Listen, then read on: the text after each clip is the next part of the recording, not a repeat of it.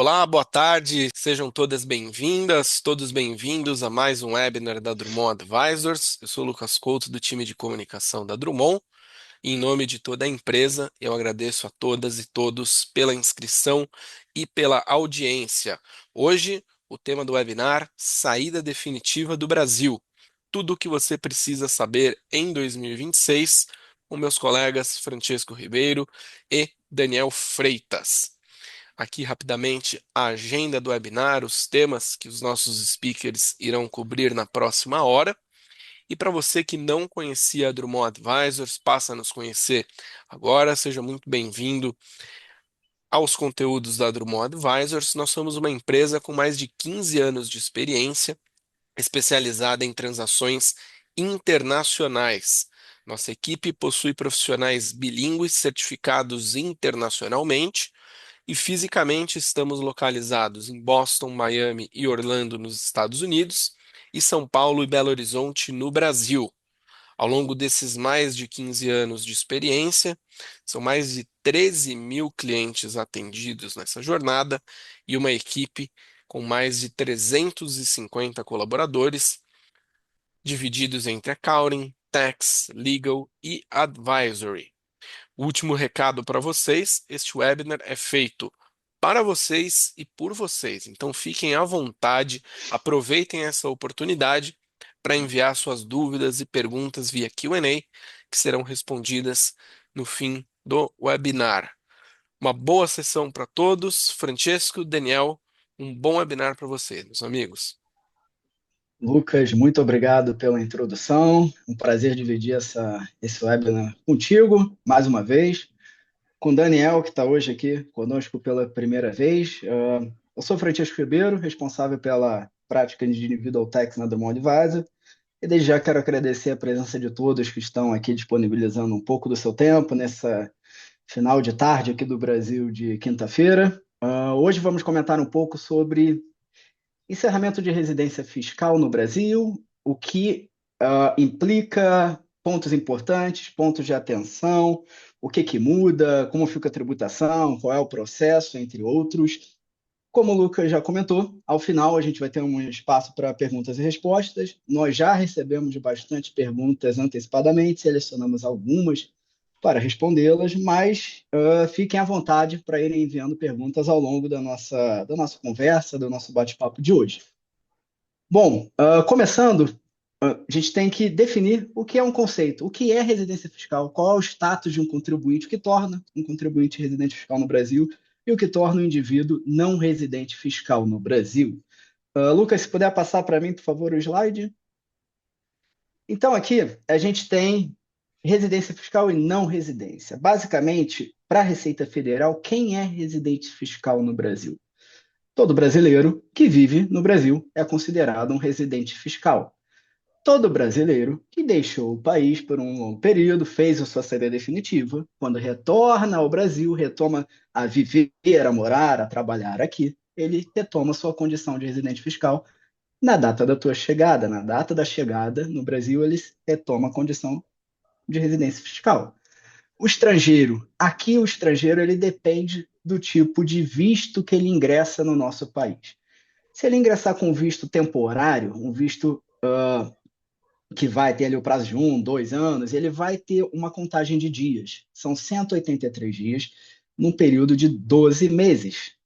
Ao ultrapassar esse limite de 183 dias, nessa data, ele é residente fiscal desta data em diante, não retroage a primeira entrada, ele é residente fiscal da data que completou 183 dias em diante. Agora, se ele tem um visto permanente, um visto de reunião familiar, um visto de residência permanente, ele se torna residente também na data que ele chega no Brasil portando este visto, ou se ele obter esse visto já em solo brasileiro, na data de obtenção do visto aqui. Agora, quem é o não residente?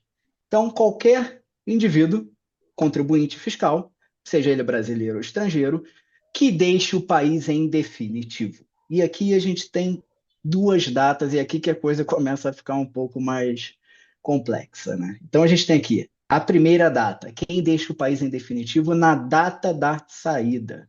Tá?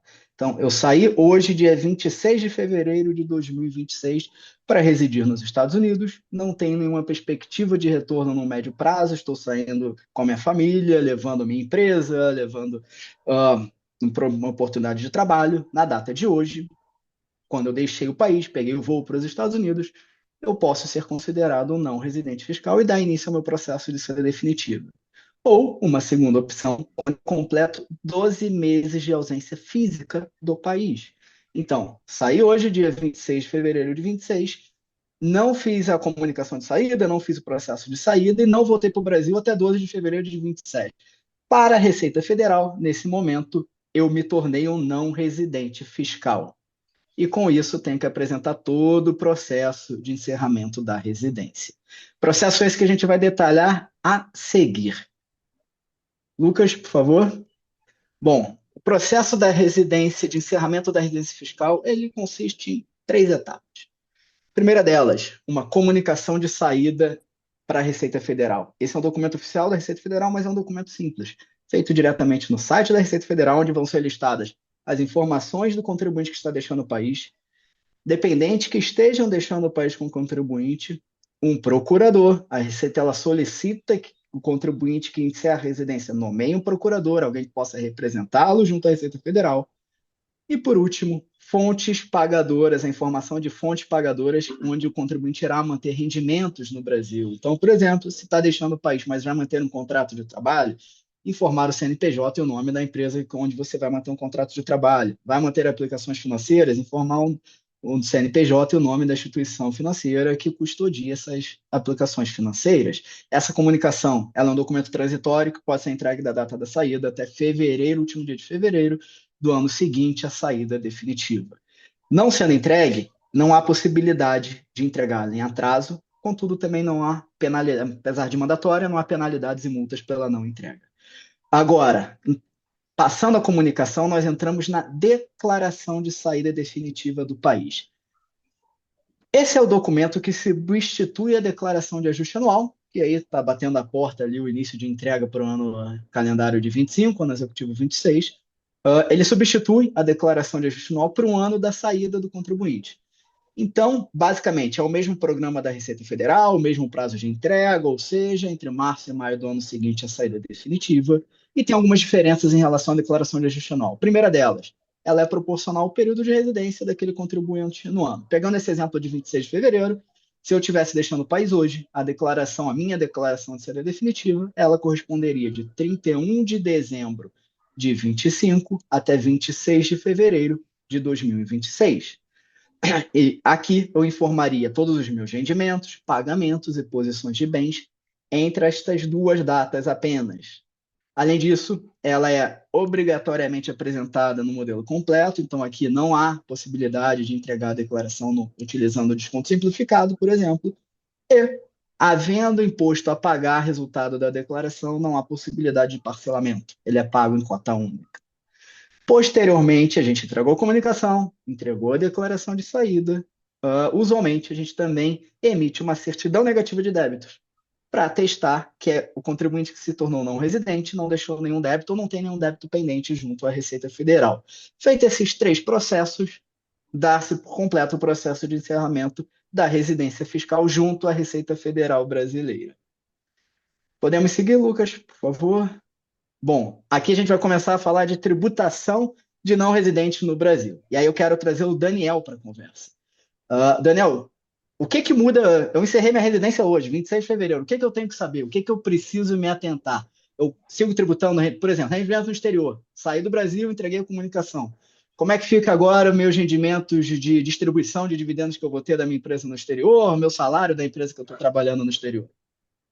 Perfeito, Francesco, obrigado. Boa tarde, pessoal.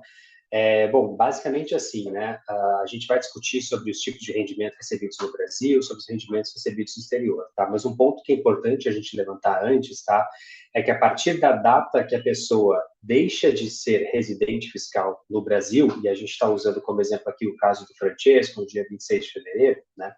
A partir dessa data, o indivíduo já sofre tributação como não residente fiscal aqui no Brasil, mesmo que, eventualmente, ele ainda não tenha entregue a comunicação de saída e, consequentemente, a declaração de saída.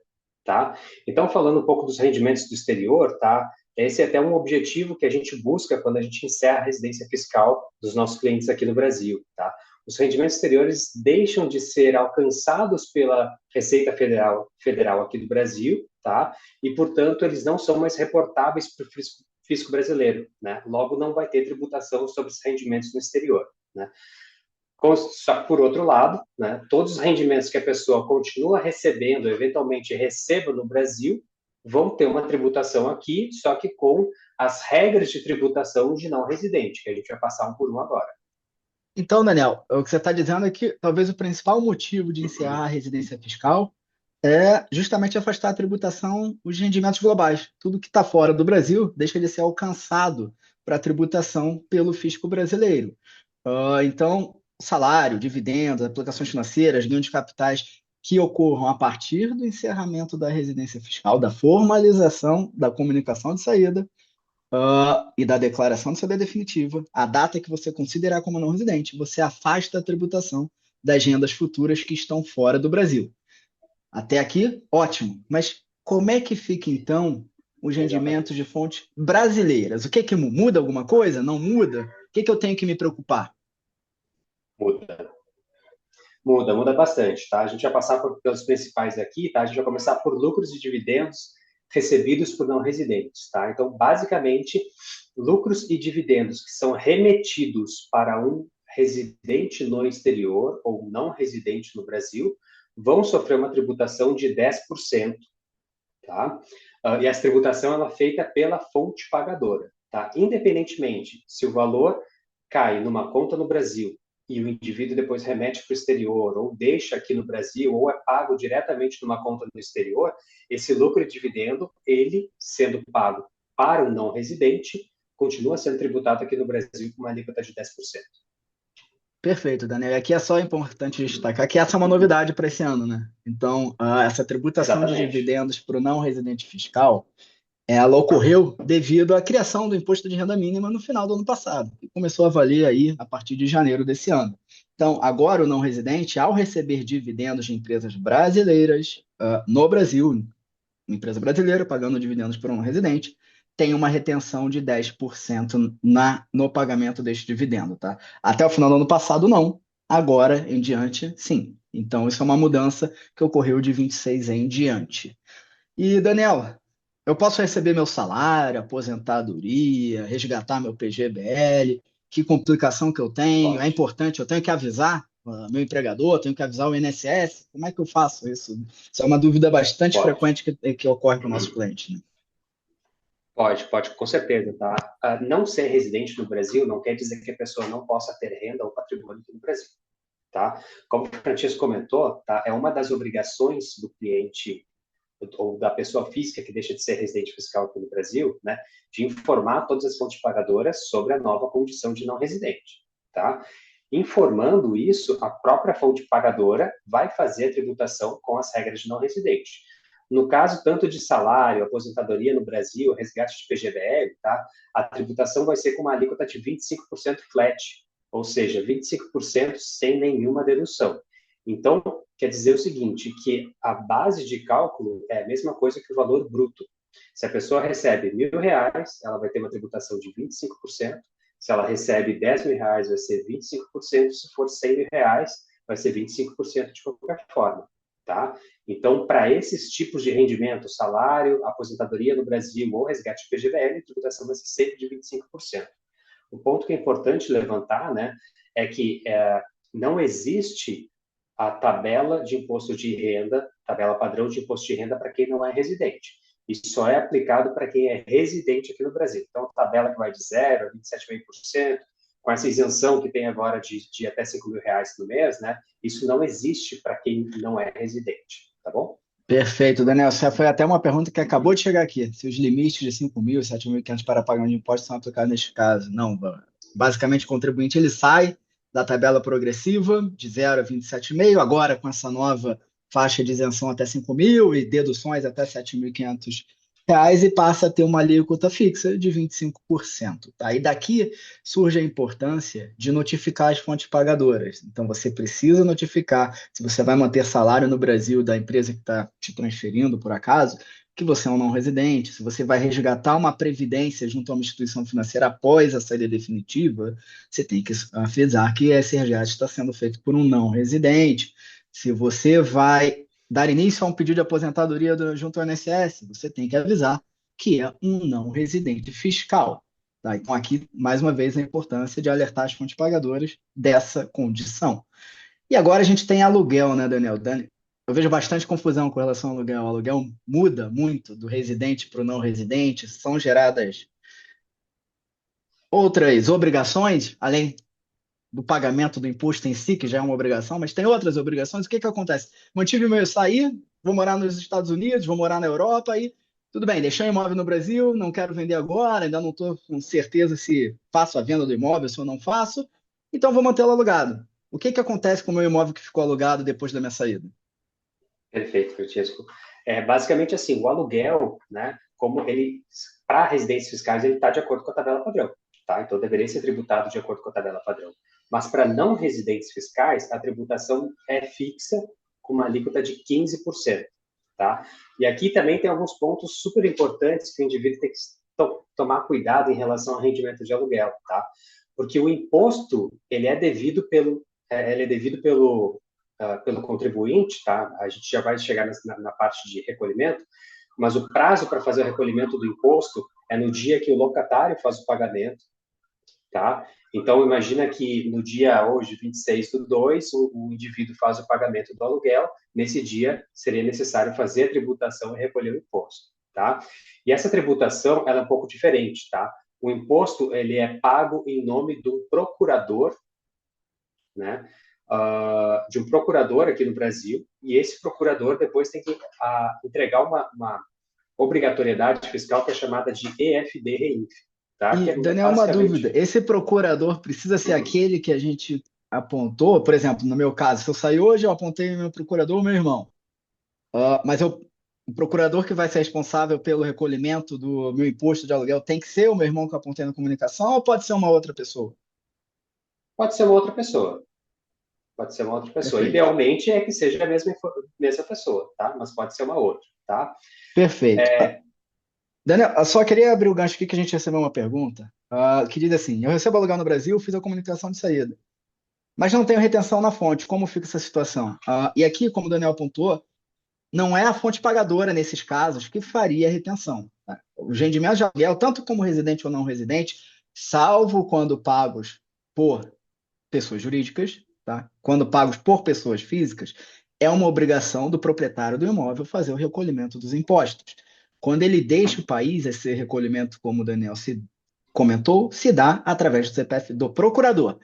E aí, tudo bem, fui lá, recebi hoje, paguei o meu procurador, recolheu e criou o DARF no CPF dele e mandou para mim, eu acessei meu internet bank e paguei o imposto. Qual é a segunda obrigação? Você estava comentando quando eu te cortei, até desculpa, que tem uma outra obrigação, né? A outra obrigação é a entrega da EFD-REINF, tá? Que é uma escrituração contábil fiscal, né? Ela substitui a DIRF, que foi aposentada em 2025, né? Onde, basicamente, o procurador vai informar para a Receita Federal o valor que ele fez, que ele recebeu, né? O valor que remeteu para o contribuinte no exterior e o valor de imposto retido, né? Obviamente, ele vai apresentar outras informações, como Social Security Number, o número de identificação fiscal do contribuinte não residente no outro país, quando for disponível, quando estiver disponível, né? O país em que ele é residente, para tudo em função de trocas de informações internacionais, mas ele tem que apresentar essa EFD-REINF, que é basicamente reportar para a Receita Federal, né, o valor pagou para o locador, né, e a retenção de imposto. Perfeito. E, Daniel, vamos apontar agora um outro caso. Tá, você me falou toda essa questão da tributação do aluguel para o não residente, 15%, CPF do procurador, FD-REINF no mês seguinte ao recebimento, tudo mais, Sim. isso criou ali algumas complicações. E aí, se eu tomo a decisão, tá, então eu vou pegar esse imóvel que inicialmente estava alugado, aluguei por um ano, não tenho mais previsão de retorno no Brasil, ainda estava em dúvida se retornaria ou não num curto período ou num médio prazo de tempo, decidi ficar no país onde eu estou morando atualmente. Vou vender meu imóvel. O que que muda para mim como não residente na venda do imóvel? Basicamente, assim, não vai ter mudança de alíquota no ganho de capital, tá? As alíquotas do ganho de capital variam de 15 a 22,5, tá? Normalmente elas ficam na alíquota de 15%, porque para ter uma alíquota maior do que 15%, o ganho, e aqui o ganho a gente até, para facilitar, pode substituir pela palavra lucro, né? O ganho tem que ser acima de 5 milhões de reais, tá? Então, basicamente, em termos de alteração de alíquota, não vai ter nenhuma diferença. O que vai ter diferença é, primeiro, o imposto tem que ser pago no mesmo dia em que o rendimento é recebido, né, tal qual o aluguel. E o outro ponto é que não vai ter nenhuma isenção ou redução do ganho de capital. Tá? Então, assim, até para comentar, né, se a pessoa está planejando sair do Brasil e encerrar a residência fiscal no país, potencialmente é mais vantajoso fazer a venda de imóveis como residente fiscal aqui no Brasil, justamente para poder se aproveitar das isenções e reduções do ganho de capital, do que vender como não residente. Porque se vender como não residente, vai ter uma alíquota mínima de 15% sobre o lucro, enquanto como residente vai ter reduções ou eventualmente não vai nem pagar imposto. Perfeito. Então, isso traz o seguinte cenário. Se eu estou saindo do Brasil, eu tenho que me planejar. Não só me planejar no sentido de aonde eu vou morar, a escola dos meus filhos, tudo isso também tem muita importância, óbvio. Mas eu tenho que me planejar fiscalmente. Então, a gente vai falar um pouco depois de dupla tributação, mas eu tenho que me planejar as mudanças que vão ocorrer da minha tributação, dos ativos que eu deixar no Brasil e potenciais isenções ou reduções que eu não terei acesso como não residente, como no caso da venda do imóvel. Então, se a gente for resumir esse slide aqui, basicamente, encerrou a residência, você afasta a tributação do que tiver fora do Brasil, mas tudo que está no Brasil tem uma tributação diferenciada, tem prazos diferenciados, códigos de retenção diferenciados e alíquotas diferenciadas. Então, é preciso prestar muita atenção nos rendimentos que permanecem no Brasil na condição de não residente fiscal. Na sequência, a gente vai comentar um pouco sobre aspectos de como fica sociedade e empresas no Brasil como não residente, e a gente vai entrar também um pouco em contas de não residente, aplicações financeiras. Lucas, pode pular o slide, por favor? Bom, Perfeito. então aqui eu vou pedir de novo para o Daniel. Daniel, sai do Brasil. Fiz a saída, cuidei ali do meu aluguel, do meu ganho de capital, tudo mais. Só que eu tenho uma sociedade no Brasil. Tenho uma empresa que eu estou expandindo para os Estados Unidos, até por isso a razão da minha saída. Eu posso me manter como administrador da empresa? Não posso. Eu tenho que mudar o regime tributário dela. O que que eu preciso fazer? O que que eu tenho que ter cuidado? Perfeito, Francesco. Bom, acho que o primeiro ponto que a gente tem que levar em consideração aqui são as empresas tributadas pelo Simples Nacional, tá? Por que isso? Se a empresa ela está tributada pelo Simples, o sócio, o administrador, ele não pode deixar de ser residente fiscal aqui no Brasil, tá? Então, se a pessoa tem uma empresa no Simples e ela vai encerrar a residência fiscal, ela vai ter que sair do Simples Nacional e optar por outro regime de tributação. Tá? Ela vai poder escolher qual outro regime ela vai entrar, vai optar para a empresa, tá? Mas com certeza o simples não vai ser, tá? Pela legislação do simples, o administrador tem que ser residente fiscal aqui no Brasil. Perfeito?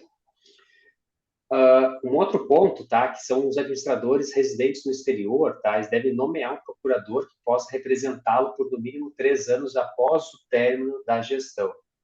Tá? Isso é super importante, tá? Isso está na lei das SAs, então é super importante, além de ter um procurador fiscal aqui no Brasil, para recolhimento de eventual imposto sobre rendimento de aluguel, ganho de capital e outras coisas, tá? Representação perante a Receita Federal, se for necessário, tá? Mas também tem que ter um procurador para representá-lo perante a empresa, né? E perante a sociedade, né? No caso de empresa aqui no Brasil, tá? E um Então, outro basicamente, eu ponto, tenho que ter um procurador para minha pessoa física e um para minha PJ. exatamente, exatamente. E por fim, só retomando aqui, né, a partir de 1º de janeiro de 2026, todo o lucro e dividendo remetido a não residente está sujeito a imposto de renda retido na fonte, com uma alíquota de 10%, tá? Não tem Perfeito. como reduzir essa alíquota, nem, obviamente, aumentar, ninguém quer. Perfeito, Daniel. Aqui eu só vou adicionar que aqui a gente está falando de lucros e dividendos. Então, o pagamento de lucros e dividendos vai trazer a tributação de 10%. Importante destacar também que, caso haja o pagamento de pró-labore, este vai ter a tributação de 25%. Tá? Então, dividendos, 10, pró-labore, que é o salário do sócio, vai ter a tributação de 25% nos mesmos moldes de um salário, de uma aposentadoria ou qualquer coisa do tipo. Bom, entrando aqui, nós vamos falar de conta de não residente fiscal.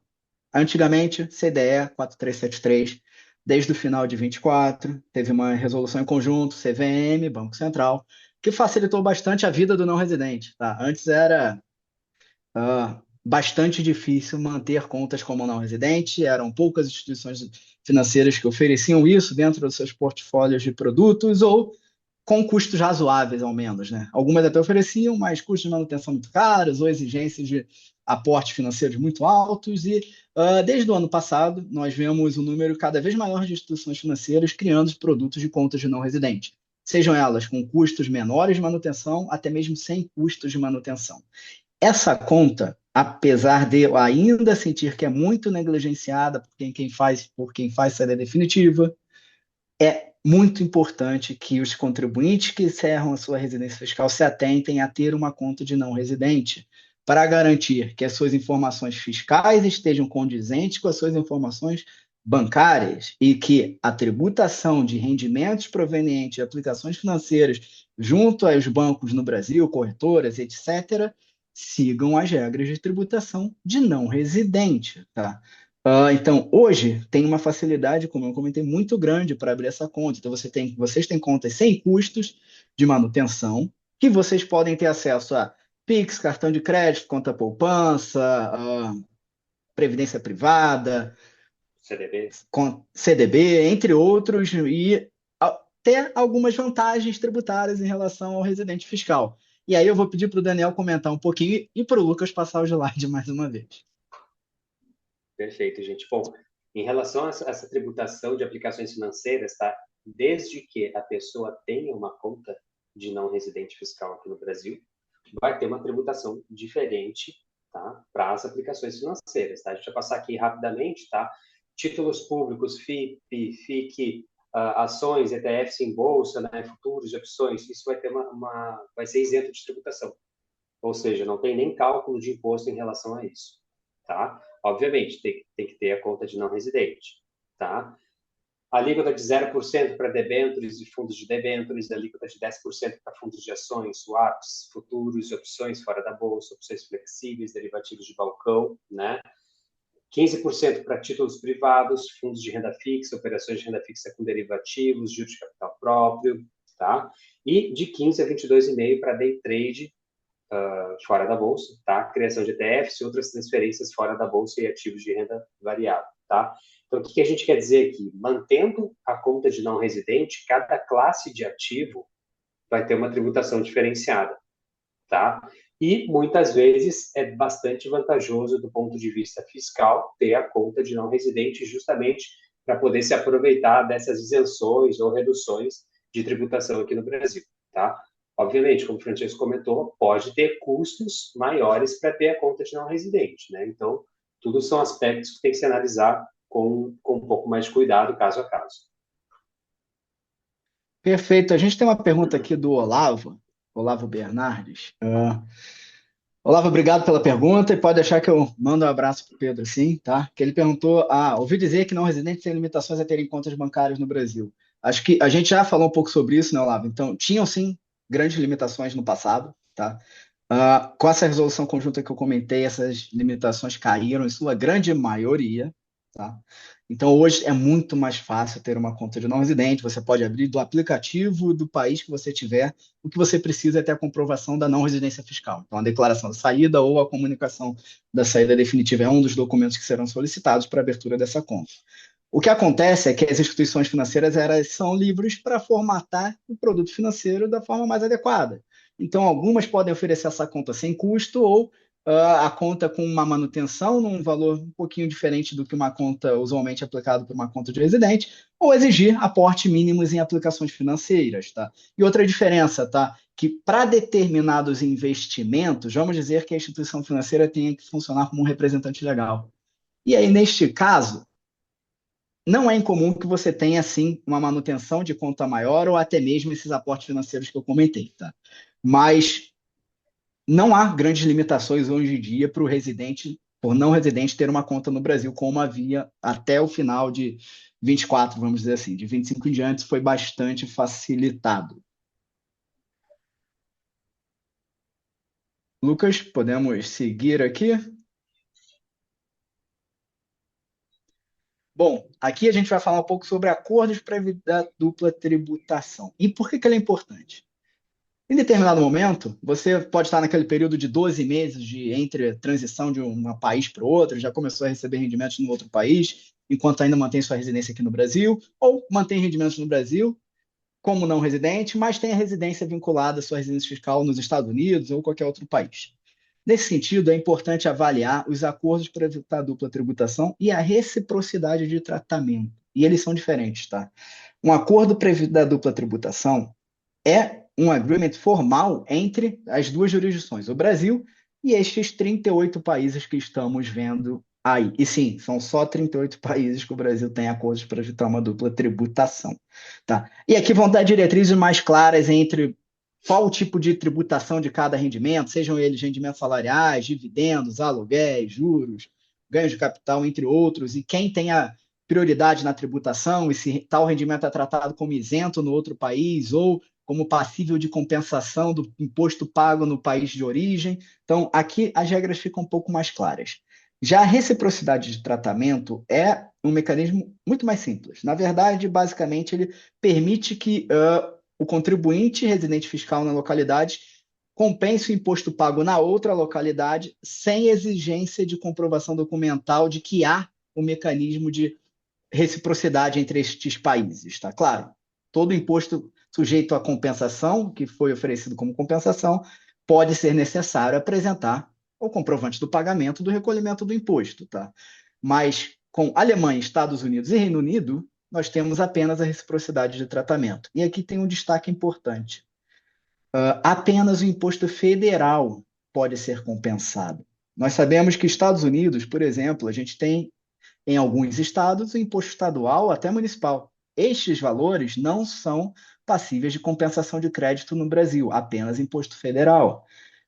Então tem que se atentar a isso. E aqui é importante entender que qualquer situação que envolva compensação de crédito tributário é altamente recomendável ter análise de um especialista para dizer se esse crédito é válido, se pode ser tomado, se não pode, porque tem questão de regime de caixa, de competência, o ano que foi recolhido, o ano que foi pago, se aquele rendimento, aquele imposto pago pode ser alvo de restituição, se não pode. Então, é altamente recomendável que qualquer caso onde vá se compensar impostos federais para abater do devido na outra localidade, passe por uma análise de um profissional, tá bem? Alguma contribuição aqui, Dani? Eu acho que só um ponto a adicionar aqui, tá, em relação aos Estados Unidos, tá? Às vezes a gente está conversando com algum cliente, ele fala, olha, eu pago um monte de imposto aqui nos Estados Unidos, consequentemente eu não vou pagar nada no Brasil, na manutenção da residência fiscal. Quando a gente recebe a documentação, a gente vê que a alíquota de imposto federal pago nos Estados Unidos, tá? Ela é bem mais baixa que a devida no Brasil, né? Então, aqui só reforçando, o que a gente pode usar na reciprocidade de tratamento, principalmente com os Estados Unidos, tá? É só o imposto de renda federal. Não entra Social Security, não entra Medicare, não entram outros descontos, principalmente em folha de pagamentos, tá? Seria somente o imposto de renda federal, tá? Perfeito. Lucas, por favor. Bom, a gente está aqui nas nossas considerações finais. É bastante situação que a gente tem que endereçar numa quebra da residência fiscal. A gente tentou aqui resumir nos principais pontos e principais impactos e também pensando em dar um tempo bom para dúvidas, né? E casos que vocês tragam para a gente. Então, a gente vai entrar aqui nas considerações finais. E aí, Dani, Fala um pouco aí quais são, vamos dizer assim, os 4 pontos principais que tem que se atentar quando se quebra a residência fiscal. Perfeito. Bom, primeiro a gente tem que entender, né, a residência fiscal e o processo de encerramento. Tá? O indivíduo pode se tornar não residente fiscal no Brasil em dois momentos. Tá? Primeiro, quando ele sai do país com um ânimo definitivo, ou quando ele permanece mais de 12 meses, quando ele completa 12 meses de ausência física no Brasil, automaticamente é considerado como não residente. Tá? Então, esses são os momentos de quebra de residência fiscal. Lembrando que, independente de qual deles o contribuinte opta, ele tem que fazer o processo de encerramento de residência fiscal, que é a entrega da comunicação de saída do país e da declaração de saída. Tá? Posteriormente, a obtenção da certidão negativa. Pode passar, Lucas, por favor? As implicações de se tornar não residente, né? Então, a principal delas, né, e principal objetivo que muitas vezes a gente busca, né, é justamente isentar, na verdade nem isentar, né, mas afastar a tributação no Brasil sobre os rendimentos que a pessoa recebe de fonte no exterior, ou seja, salários, aluguéis, aplicações financeiras, tudo que a pessoa tem de rendimento em qualquer outro país que não seja o Brasil, enquanto ela não é residente fiscal no país, isso não é passível de tributação aqui. Tá? Por outro lado, todo e qualquer rendimento que a pessoa recebe de fonte no Brasil é passível de tributação aqui, só que tem regras específicas para cada tipo de rendimento que a pessoa recebe. Lembrando, né, dividendos tem uma tributação de 10%, salários PGBL, aposentadoria de 25%, aluguel de 15%, ganho de capital de 15% a 22,5%. Então, tem que entender cada tipo de rendimento para poder aplicar a tributação correta, tá? Pode passar, Lucas. É importante, né, que vocês informem as fontes pagadoras sobre a condição de não residente, tá? Justamente porque muitos impostos têm uma tributação na fonte, então se a fonte não souber que vocês não são residentes fiscais, ela vai continuar tributando como residente fiscal. Isso vai causar uma inconsistência lá na frente, eventualmente até uma omissão da entrega de declaração, pendências no CPF, vocês não vão conseguir, às vezes, até movimentar contas, né, movimentar valores aqui no Brasil, se deixar o problema sem nenhuma resolução, tá? Então, informem as fontes pagadoras sobre a condição de não residente do Brasil, para que não tenha nenhuma inconsistência com a Receita Federal. E, por fim, Lucas, a abertura da conta CNR, né, ou de investidor estrangeiro, justamente, né, para não causar inconsistências entre as informações que a Receita Federal recebe de vocês, né, do contribuinte que deixa de ser residente, e das fontes pagadoras, que aqui seriam bancos, né, e corretoras. Tá? Então, é importante que seja aberta a conta de não residente fiscal aqui no Brasil, tanto para evitar inconsistências com a Receita Federal, quanto para se aproveitar, quando possível, né, das isenções e reduções de tributação sobre as aplicações financeiras aqui no Brasil.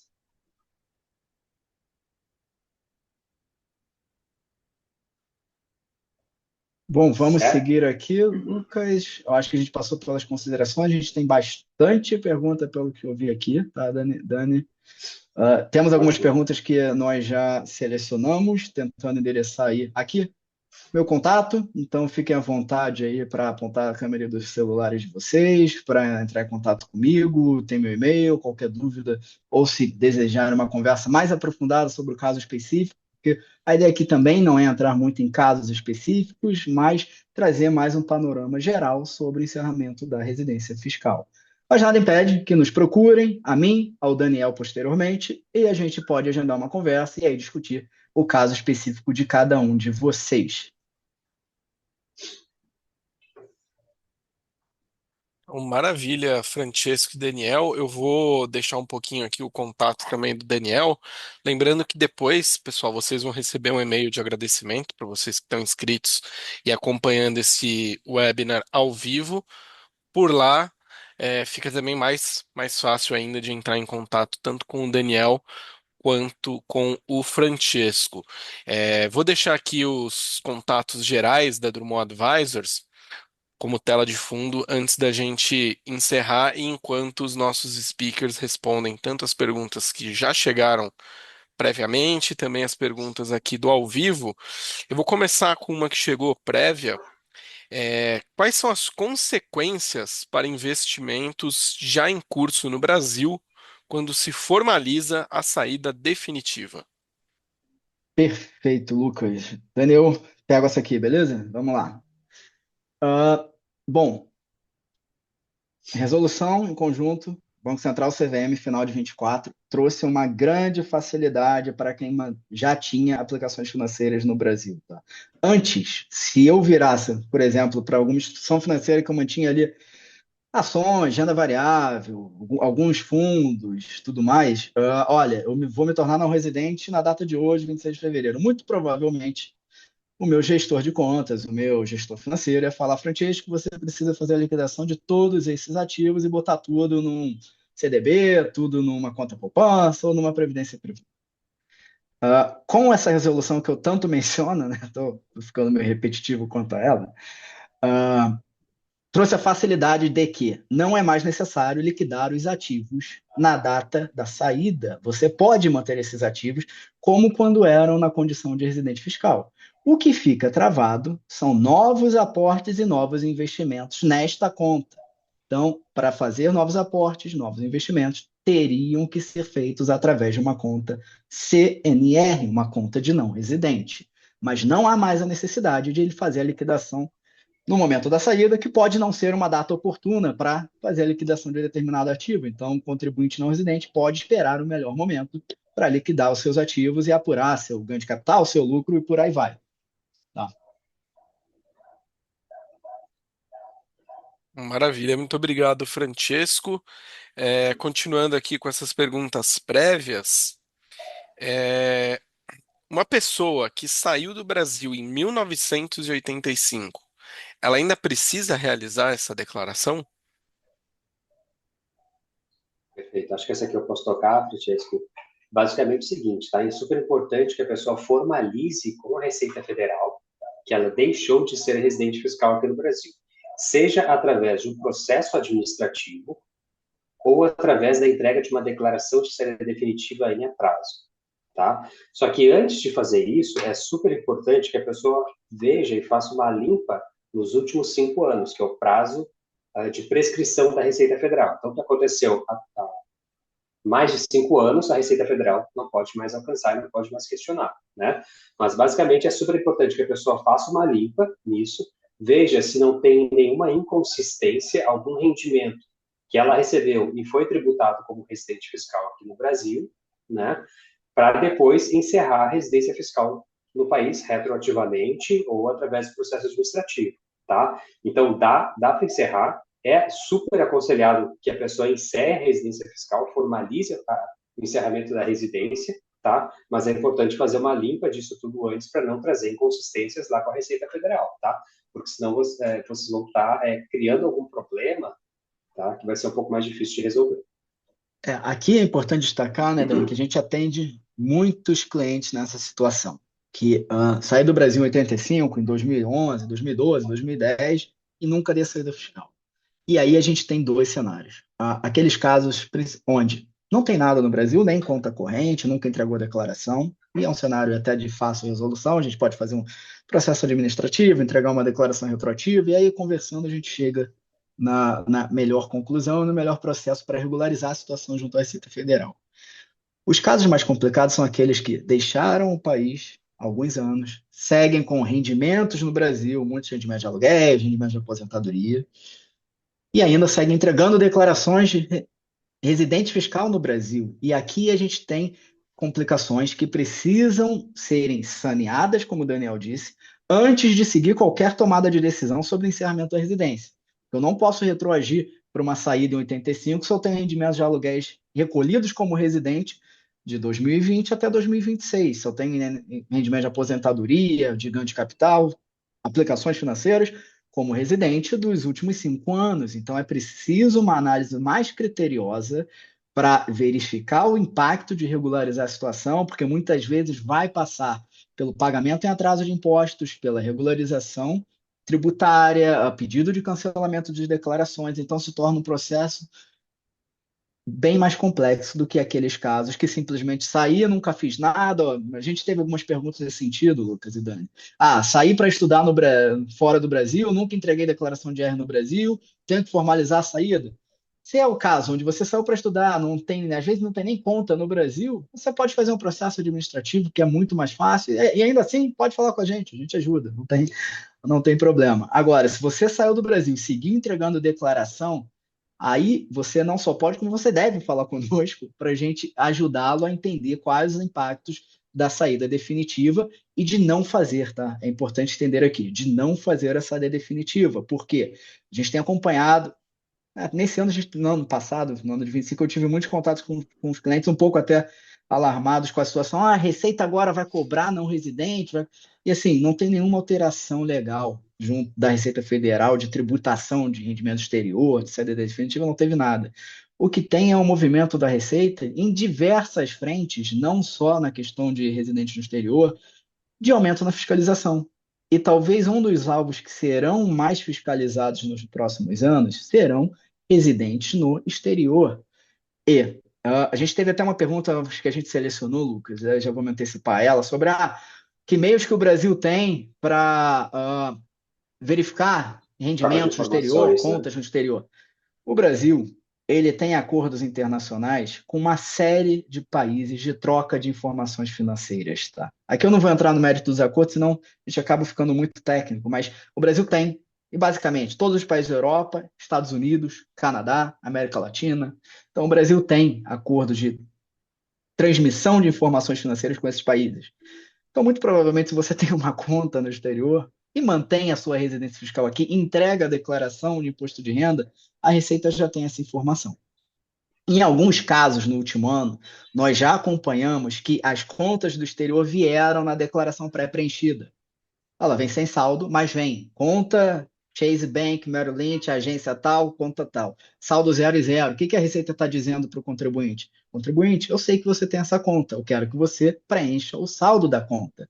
E, eventualmente, se você simplesmente deletar, você pode cair numa malha fina e ser notificado. Sendo notificado, não há oportunidade de fazer o ajuste proativamente, o que vai ensejar multas maiores.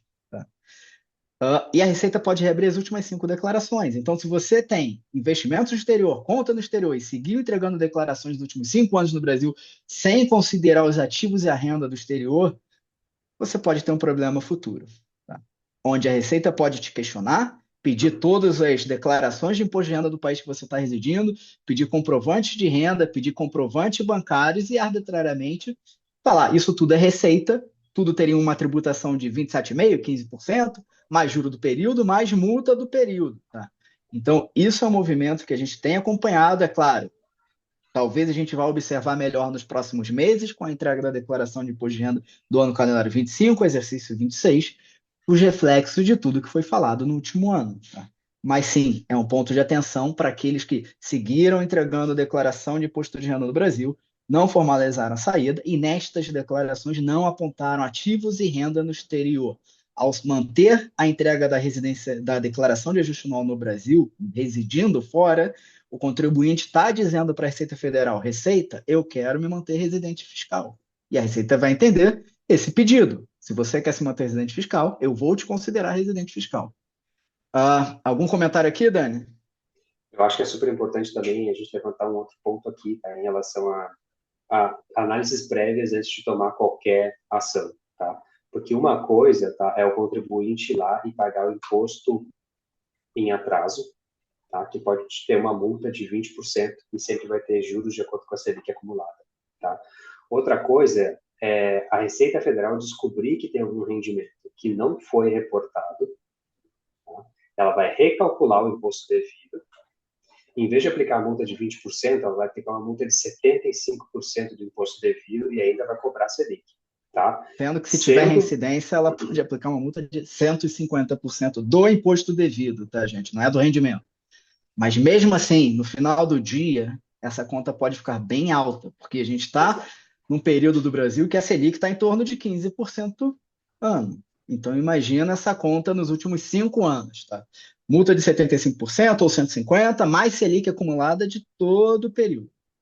Exatamente. Então, assim, é super importante, tá, antes de tomar qualquer decisão, qualquer ajuste retroativo, tá, conversar com alguém, com algum especialista, porque, assim, pode ensejar multas ou riscos que podem ser já multas bem maiores, tá? Perfeito. Lucas, Seguindo por aqui, é, uma pergunta que chegou até mais de uma vez aqui previamente, algumas no chat também, se faz sentido de dispor de residência fiscal em ambos os países, por exemplo, Brasil e Estados Unidos, ou em dois legal. países. Caso sim, em que casos seria vantajoso? Quer tocar essa, Dani? Posso tocar essa? Olha, normalmente, tá, é vantajoso, ou pode ser vantajoso, manter a residência fiscal em mais de um país, principalmente quando o contribuinte ele tem a maior parte da renda no Brasil e não no exterior, porque aí não vai ter uma tributação muito elevada sobre os rendimentos que ele recebe no exterior. E também quando o contribuinte está em um país que tem acordo para evitar a tributação com o Brasil. Tá? Porque, eventualmente, os rendimentos que ele recebe no exterior podem ser considerados como isentos aqui no Brasil. Não é sempre, não é em todos os casos, a gente tem que analisar ano por ano e rendimento por rendimento de cada contribuinte. Tá? Então, é super importante fazer essa análise antes, mas, normalmente, nesses casos, é possível, sim, manter a residência fiscal em dois países e, eventualmente, ser mais vantajoso. Tá? Só um ponto importante aqui também, tá? Com a inovação da, da uh, da, da, da tributação sobre imposto de renda no ano passado, tá? Eventualmente, se a pessoa mora em um país, digamos, da Europa, com um tratado privado com tributação com o Brasil, digamos, França, e ela recebe um salário em euro, tá? Pode ser que, mesmo nesse caso, não seja vantajoso encerrar a residência fiscal, mesmo que tenha um tratado, por causa do imposto de renda mínimo que a gente tem aqui no Brasil. Tá? Lucas, temos mais alguma? Ou posso selecionar algumas aqui que a gente recebeu por agora no chat? Temos algumas aqui. Eu vou fazer uma próxima, aí depois a gente mata o pessoal mata as perguntas aqui do pessoal do A gente vai matar as chat. perguntas, né, É, Lucas? Só as exatamente. perguntas, né? A gente já imagino que a gente já está matando de susto muita gente com tudo que a gente está falando aqui. Vamos tentar Exato. endereçar as perguntas agora.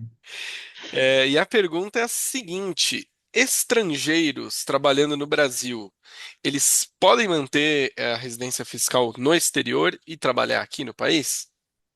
Podem, muito em linha com o que o Daniel já comentou, né? Então, assim, o estrangeiro que está trabalhando no Brasil, ele pode manter a residência no seu país de origem e vai se tornar residente aqui no Brasil. Aí vai entrar naquela regra, 183 dias ou data da chegada ou obtenção do visto. Mas vamos supor, está trabalhando aqui, vou entender que é um contrato de trabalho. Nesse caso, ele é residente ou na data que ele chega ou na data que ele obtém a autorização de residência junto à Polícia Federal, tudo mais, e entra na folha de pagamento do Brasil. Importante é avaliar se o país que ele está tem acordo com o Brasil.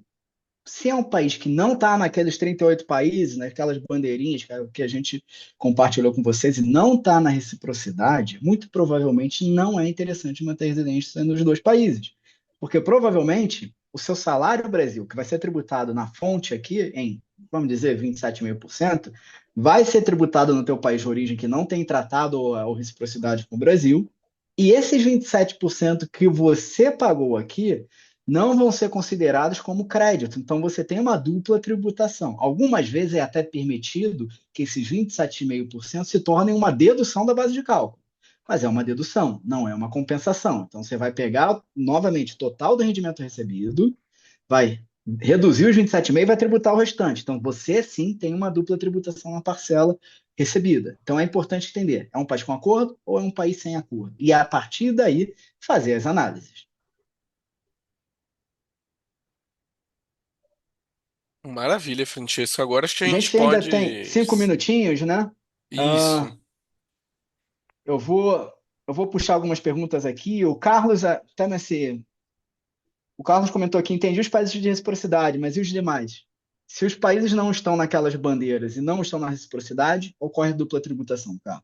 Basicamente é isso. Se não há um acordo para evitar dupla tributação e não está listado na reciprocidade, o que você receber naquele país tem que ser oferecido a tributação aqui no Brasil, se você for residente aqui. E qualquer imposto que você pagar lá não vai ser considerado aqui no cálculo do imposto de renda, tá?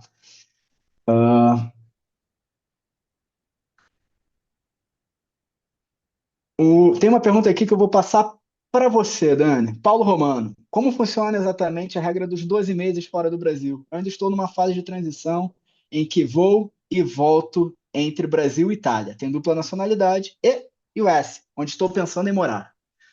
Como é que funciona esses 12 meses aí? Bom, perfeito. Nesses primeiros 12 meses, tá? Se você não entrega a comunicação de saída e se você passa bastante tempo aqui no Brasil ou tem muitas idas e vindas, você é considerado como residente aqui no Brasil, tá? Logo, a tributação que você recebe, não sei se é na Itália ou nos Estados Unidos, é passível de tributação aqui, né? Enquanto você permanece nessa condição de residente fiscal aqui no país. Tá? Então, é Perfeito. super importante analisar qual tipo de rendimento que você tem, tá? Pode estar sujeito a carnê-leão, tá? Que é uma tributação, um adiantamento de imposto obrigatório aqui no Brasil, tá? Que tem uma tributação mensal, eventualmente multa e juros, já está concorrendo aqui, tá? Então, acho que é interessante você analisar esse caso com um pouco mais de cuidado, porque você é residente fiscal aqui no país, considerando esse cenário. Bom, tem uma pergunta aqui também do Luiz Saviano. Se não há qualquer penalidade ao não informar a mudança para não residente, a decisão de informar ou deve ser a decisão de informar ou deve ser olhada só pelo lado tributário. O lado tributário é muito importante na quebra da residência fiscal. Então, Luiz, o que que acontece? Você tem que observar se tributariamente é vantajoso encerrar ou não a residência fiscal, e o Daniel explicou um pouco de quando seria, talvez, vantajoso manter a residência nos dois países. Mas tem uma questão aqui, tá? Tem algo que a gente também chama de centro de interesses vitais, que é onde está o teu núcleo familiar, financeiro e cultural. Se todos esses três pilares estiverem no exterior, talvez não tenha por que você se manter residente fiscal no Brasil. Tá?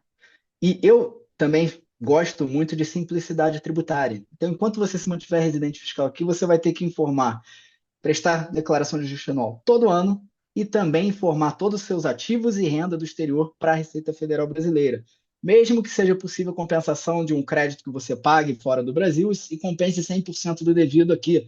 Então, tem essas questões. E avaliar também, mas se eu encerrar, eu vou pagar 10% de dividendo, eu vou pagar 15% de aluguel.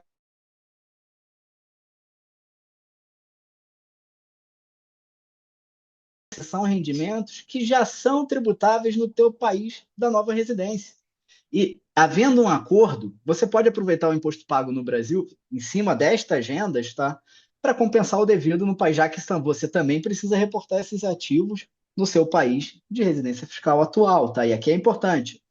A grande maioria dos países, assim como o Brasil, trabalham com tributações em bases globais. Então, se você é residente fiscal dos Estados Unidos, você tem que oferecer a tributação dos seus aluguéis no Brasil, ganho de capital, aplicação financeira, salário, INSS, tudo que recebe no Brasil é sujeito à tributação dos Estados Unidos também. Então, e a grande maioria dos países trabalham com isso, tá? Um outro ponto aqui, que eu e o Daniel a gente estava conversando hoje mais cedo, a gente já viu isso um monte em rede social. Faça sua saída para não sei onde, faça sua saída para o Uruguai, para o Canadá, tudo mais. Paraguai. Paraguai. Fazer a saída definitiva do Brasil exige que você saia em definitivo do Brasil. Você não pode dar a saída definitiva do Brasil e continuar, por exemplo, 6 meses, 7 meses por ano no Brasil, apesar de, por um brasileiro, não ter uma regra clara de quanto tempo ele pode ou não continuar. Mas aí a gente vai dar um passo atrás e voltar no centro de interesses digitais. Vamos supor, eu saí do Brasil para evitar, porque tem muita aplicação financeira no exterior e não quero pagar imposto no Brasil. Mas eu tenho uma empresa no Brasil, tenho dividendos no Brasil, prolabore no Brasil, uma casa no Brasil, meus filhos estudam no Brasil, minha esposa reside no Brasil e eu fico 9 meses do ano no Brasil. Então você não é residente fiscal. Você obrigatoriamente é um residente fiscal brasileiro. Você não pode dar a saída. Então não há solução mágica, tá? Não há assim, faça a sua residência no Paraguai sem que você passe por efetivamente se mudar do país, tá? Bom, vou pegar aqui mais. A gente está tempo, vou pegar aqui mais duas perguntas, tá? Bom, basicamente assim, né? Quando a pessoa ela deixou o país há muitos anos, tá? Basicamente o que a Receita Federal pode questionar, tá? São os últimos 5, tá? De 2020 Perfeito. para cá, agora que a gente está em 2026. Então, assim, dependendo do que a pessoa recebeu de rendimentos de 2020 para cá, se ela entregou declaração ou não, se teve tributação sobre esses rendimentos aqui no Brasil, né? Dependendo do que aconteceu, a gente pode encerrar a residência fiscal lá em 2020 através de uma declaração de definitiva em atraso, ou a gente pode encerrar através de um processo administrativo, tá? Agora, se a pessoa teve rendimentos aqui no Brasil, pegou a declaração aqui no Brasil, né? Teve algumas outras complicações, ou tem alguns outros fatores que podem complicar o encerramento da residência fiscal aqui no Brasil, tá? A gente sugere que seja feita uma análise antes de encerrar a residência fiscal. De qualquer forma, a gente sempre indica encerrar a residência fiscal quando possível, tá? Justamente para evitar a tributação no Brasil sobre os rendimentos que a pessoa recebe no exterior. Perfeito. A gente está caminhando para o fim aqui, Dani. Eu vou puxar só mais uma pergunta aqui, que é uma dúvida bem comum. Marcos Léo, se o locatário, por exemplo, antecipou o pagamento do aluguel num determinado mês e o locador não observou, haverá incidência de multa por não recolhimento do imposto no dia devido?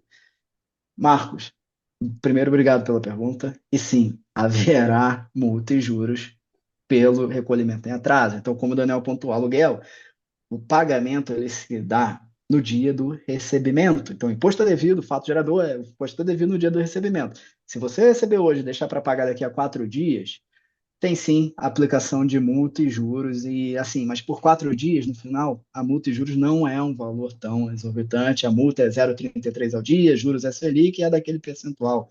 Então, assim, o cuidado que tem que ter, a gente recomenda sempre para os nossos clientes que conversa com o teu inquilino e fala, busca sempre fazer o pagamento para mim, agenda o pagamento para mim, se possível, no dia 5 ou no dia 10. E você já fica preparado para aquele dia receber os valores e fazer o recolhimento do imposto, tá?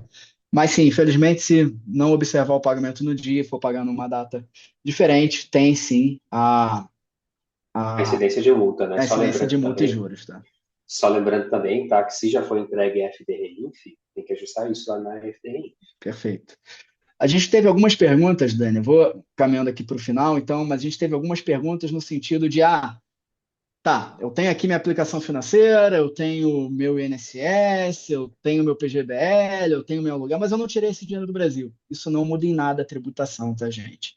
O fato gerador é o pagamento, é o recebimento. Se você, recebi INSS, mas não transferiu para os Estados Unidos, você tem que alertar a Seguridade Social Brasileira da tua condição de não residente para que a tributação se dê nos moldes dos 25%, tá? Teve até uma outra pergunta, a gente não vai entrar muito profundamente nesse tema, se a cobrança de 25% no INSS não seria indevida. Tem uma decisão judicial recente que afastou essa cobrança, mas é uma decisão judicial. A lei não foi alterada. Então, casos normais, a cobrança é de 25%. Um caso específico, se for desejar, você pode ingressar com uma ação e buscar por liminar afastar essa tributação. Mas a regra atual é a tributação de 25% em cima de rendimentos de aposentadoria. Bom, pessoal, acho que do nosso lado é isso. Espero que a gente tenha atendido as expectativas de vocês. Quero desde já agradecer ao Lucas por organizar esse webinar. Mais uma vez, estou aqui com vocês trazendo temas de pessoa física, seja Brasil, seja Estados Unidos. É sempre um prazer estar aqui com vocês. Fiquem à vontade para me acessar o Daniel, acessar os canais da Drummond. Vocês serão super bem recebidos. Tendo qualquer dúvida, podemos conversar, discutir o caso específico. Mais uma vez, obrigado. Daniel, vou deixar contigo e com o Lucas agora para o encerramento. Certo, pessoal. Eu que agradeço, né, o tempo de vocês, a disponibilidade de estar aqui nos escutando, né? Desejo boa sorte aí com essas questões tributárias. O que precisarem, podem entrar em contato com a gente. Maravilha, pessoal. Francesco e Daniel, mais uma vez, obrigado por entregarem este brilhante webinar. Agradecer a todas e todos que se inscreveram, que acompanharam este webinar. Lembrando e reforçando o que o Francesco disse, a Drummond Advisors segue à disposição de todos vocês. Um excelente fim de tarde e até a próxima. Tchau, tchau.